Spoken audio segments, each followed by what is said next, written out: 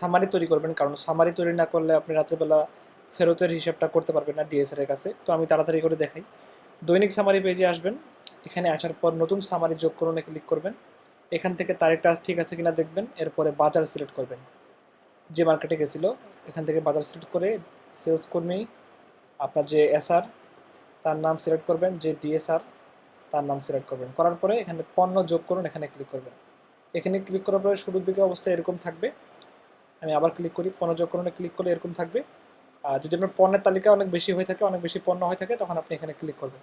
তো ক্লিক করার পরে আমি আমার এখানে আকেজ কোম্পানি থেকে 1 2 3 4 5, কেয়া কোম্পানি থেকে একটা, এই কোম্পানি থেকে একটা, এই কোম্পানি থেকে একটা, সবগুলো প্রোডাক্ট আমি সিলেক্ট করে নির্বাচিত 4টি বা 8টি যোগ করুন, এখানে ক্লিক করব। ক্লিক করার পরে এখানে আমি এটা চালু করব আকিস, এখানে ক্লিক করে চালু করার পরে এখানে আমি এখন সামারের পরিমাণ দেবো যে আজকে কত পিস বা কত কার্টুন মাল আজকে আমার ডেলিভারি ম্যান নিয়ে গেছে বিক্রি করার জন্য। তো আমি এখানে তাড়াতাড়ি করে 5 কার্টুন করে দিয়ে দিলাম সবগুলোতেই, জাস্ট দেখানোর জন্য। এরপরে এটা খুলবো, আবার এখানে 5 দেখবো, এরপরে নিচের দিকে এটা খুলবো, এটাও খুলে রাখি, এরপরে 5, এরপরে 5 দিলাম। এটা হচ্ছে আমাদের অর্ডারের পরিমাণ। তো নিচের দিকে যদি আমি আসি, এখানে দেখতে পাচ্ছি আমাদের সর্বমোট অর্ডার আজকে 16,800 টাকা। এরপরে আমি সংরক্ষণ এখানে ক্লিক করবো, এরপর থেকে আমি হ্যাঁ সংরক্ষণ করুন এখানে ক্লিক করবো। তারপরে আমার সামারির কাজ শেষ। এখন আমরা হচ্ছে ডিএসআর এর কাছ থেকে ফেরতের হিসেবটা কীভাবে নিব। তো এর জন্য আপনাকে আসতে হবে হচ্ছে সংরক্ষিত খাতা, এখানে ক্লিক করবেন।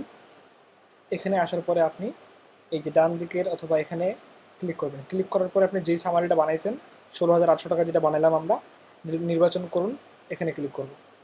ক্লিক করার পরে এটা আমি একটু ছোটো করে দিলাম, ছোটো করে দিয়ে এখন আমি একটু নিচের দিকে আসবো। এখন ডেলিভারি ম্যান আমাকে ফেরত দিবে, সে নিয়ে গেছিলো 5 কার্টুন, 2 কার্টুন ফেরত দিল। আমি সবগুলোতে 2 কার্টুন দিয়ে দিলাম তাড়াতাড়ি দেখানোর জন্য। মনে করি সে সব আমাকে 2 কার্টুন করেই ফেরত দিল। তার মানে এখানে বিক্রি করে কার্টুন 3 কার্টুন, এখানে 3 কার্টুন বিক্রি, হ্যাঁ এখানে 3 কার্টুন বিক্রি, এখানে বিক্রির হিসাব, এখানে এটা হচ্ছে ক্রয় মূল্য, এটা হচ্ছে বিক্রয় মূল্য। ক্রয় মূল্যটা রাখা হয়েছে কেন, অনেক সময় দেখার প্রয়োজন হয়, তাই এটা আপনি শর্টকাটে দেখতে পারবেন। এরপরে যদি আমি নিচে আসি, মার্কেট থেকে অনেক সময় ড্যামেজ আসে, তো আমি এখান থেকে মনে করেন এখন ড্যামেজ তুলবো, ক্ষতিগ্রস্ত পণ্য যোগ করণে ক্লিক করব। মনে করলাম আকিস কোম্পানির চকলেট কুকিজ আমার ড্যামেজ আসছে আজকে 50 পিস। তো এখান থেকে আমি দেখবো যে পিস সিলেক্ট করা আছে কিনা, পিস সিলেক্ট করা আছে। প্রতি পিসের প্রতি পিসের মূল্য এখানে কত হবে, এটা অনেকে বিক্রয় মূল্য হিসেবে হিসাব করে, অনেকে ক্রয় মূল্য হিসেবে হিসাব করে। তাই এখানে আপনি প্রতি পিসের ক্রয় মূল্য কত তা একটু দেখে কনফার্ম হয়ে পরিবর্তন করতে পারবেন। তারপরে ক্ষতিগ্রস্ত পণ্য যোগ করুন, এখানে ক্লিক করবেন। তো আমার এখানে কাজ শেষ। এরপর আমি আসবো খরচ। যদি ডেলিভারি ম্যান কোনো খরচ করে থাকে তাহলে এখান থেকে আপনি তার নাম সিলেক্ট করে খরচের কারণ লিখবেন। আমি খরচের কারণ লিখলাম এবং ধরে নিলাম সে 250 টাকা খরচ করছে। এরপরে আমি ভাগ করুনে ক্লিক করব, এখান থেকে আমি বকেয়া কমিশন ওভারের হিসাবের জন্য ক্লিক করব ভাগ করুনে। এরপর আমি এখান থেকে কর্মচারী ধরে নিলাম যে আমাদের এসআর, সে মার্কেটে কমিশন দিচ্ছে হচ্ছে, আমাদের এসআর হচ্ছে এইটা, ক্লিক করলাম। ধরন থেকে আমরা কমিশনে ক্লিক করব, এরপরে এসআরের নামে আমরা 200 টাকা কমিশন দেবো।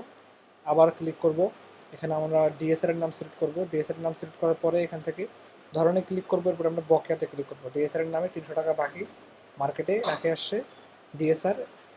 এখানে কাজ শেষ। এরপর নিচে আসে, এখানে সারসংক্ষেপ দেখতে পারবো বিস্তারিত। এরপরে আমরা ডেলিভারি ম্যান আপনাকে কত টাকা জমা দিল তার পরিমাণটা আপনি এখানে লিখবেন। মনে করলাম যে ডেলিভারি ম্যান আমাকে 8,523 টাকা 50 পয়সা পুরোটাই জমা দিয়ে দিল। পুরোটাই জমা দিয়ে দিলে আমি কী করবো, শর্টকাটে এখানে লিখতে গেলে সময় লাগবে, তাই এখানে একটা বাটন আছে জমা ফিল্ডে কপি করুন, ক্লিক করলে সম্পূর্ণটা এখানে জমা হয়ে যাবে। অর্থাৎ এটা আপনার ডেলিভারি ম্যান আপনাকে জমা দিল, এখন আপনি এটা সংরক্ষণ করবেন। এই সংরক্ষণ করুন ক্লিক করলে কী হবে, ডায়লগ চালু হবে। এখানে যদি আপনি আপনার এসআর এবং ডিএসআরদেরকে তাদের কমিশন এবং বাকির জন্য এসএমএস পাঠাতে চান তাহলে সব টিক দেওয়া থাকবে। যদি এসএমএস পাঠাতে না চান তাহলে আপনি এখানে সবগুলোই আনটিক করে দেবেন, তারপরে নিশ্চিত ও প্রেরণ করুন ক্লিক করবেন। এখানে 2-1 সেকেন্ড সময় লাগবে, খাতা সংরক্ষিত, ব্যাস। এটা হচ্ছে আজকে 7 তারিখ রবিবার। আর এখানে তারিখ দেওয়া আছে, বার দেওয়া আছে, বাজার দেওয়া আছে বীরগঞ্জ, কর্মী দেওয়া আছে, কর্মীদের নাম, কোম্পানি কোন কোন কোম্পানির মাল নিয়ে গেছিলো আপনার ডিএসআর, এবং টোটাল কত টাকার বিক্রি, কত টাকা জমা দিচ্ছে, কত টাকার ড্যামেজ, কত টাকা খরচ করছে, কত টাকার বকেয়া, কত টাকার কমিশন, এভাবে আপনি এটা হিসাব হয়ে যাবে। এরপরে যখন আপনি ড্যাশবোর্ডে আসবেন, ড্যাশবোর্ডে আসার পরে আজকের আচ্ছা, এটা ক্লোজ করলাম।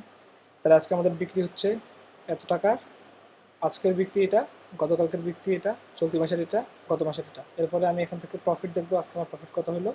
আজকে আমার প্রফিট হলো 1914 টাকা। এই 10,000 টাকা, 10,080 টাকা বিক্রি করে এত টাকা প্রফিট হলো।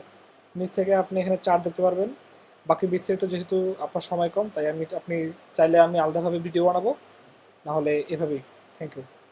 জানাবেন আমাকে জানাবেন যে কীরকম লাগলো।